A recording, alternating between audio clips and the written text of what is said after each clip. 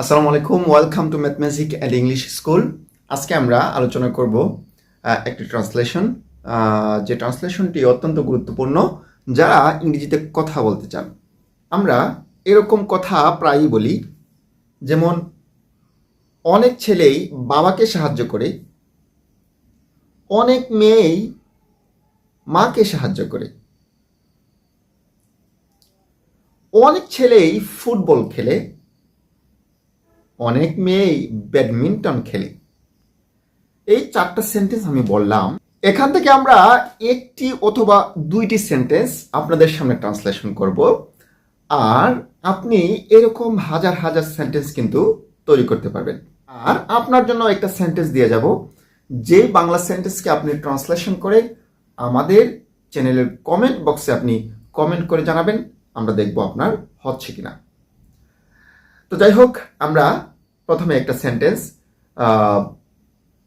Translation করতে যাচ্ছি। প্রথম সেন্টেন্সটা আমরা বলছিলাম অনেক ছেলেই বাবাকে সাহায্য করে, আরো বলছিলাম অনেক মেয়েই মাকে সাহায্য করে, আরো বলছিলাম অনেক ছেলেই ফুটবল খেলে, আরো বলছিলাম অনেক মেয়েই ব্যাডমিন্টন খেলে। এবার আমরা একটা সেন্টেন্স আমরা ট্রান্সলেশন করব, অথবা দুইটি, তারপরে আপনারা করবেন। এবার প্রশ্ন হচ্ছে, এই ধরনের সেন্টেন্সে কোন ওয়ার্ডগুলো আমরা ব্যবহার করব? মেনি মানে অনেক, কিন্তু অনেক মেয়েই, অনেক ছেলেই, এই যে কথাগুলো বলছি এগুলো কিন্তু শুধু মেনি দিয়ে হবে না। এজন্য আমাদেরকে যা ব্যবহার করতে হবে সেটা হচ্ছে মেনি এ। আপনি মেনি এ শব্দটি ব্যবহার করবেন, তাহলেই কিন্তু হয়ে যাবে। আমরা একটা ট্রান্সলেশন করে দেখাচ্ছি।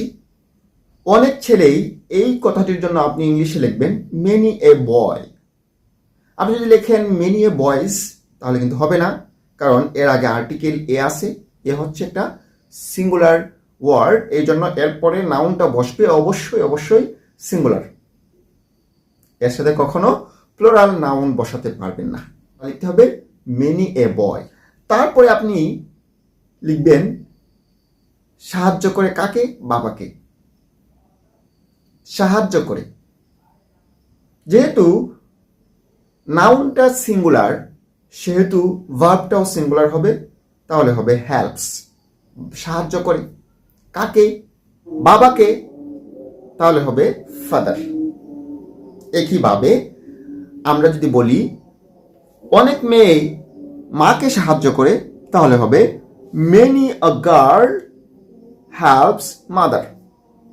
একইভাবে আপনি একটা সেন্টেন্স ট্রান্সলেশন করে আমাদের কমেন্ট বক্সে জানাবেন, সেটা হচ্ছে অনেক ছেলেরাই ফুটবল খেলে। এর ইংলিশটা আপনারা অবশ্যই জানাবেন কমেন্ট বক্সে।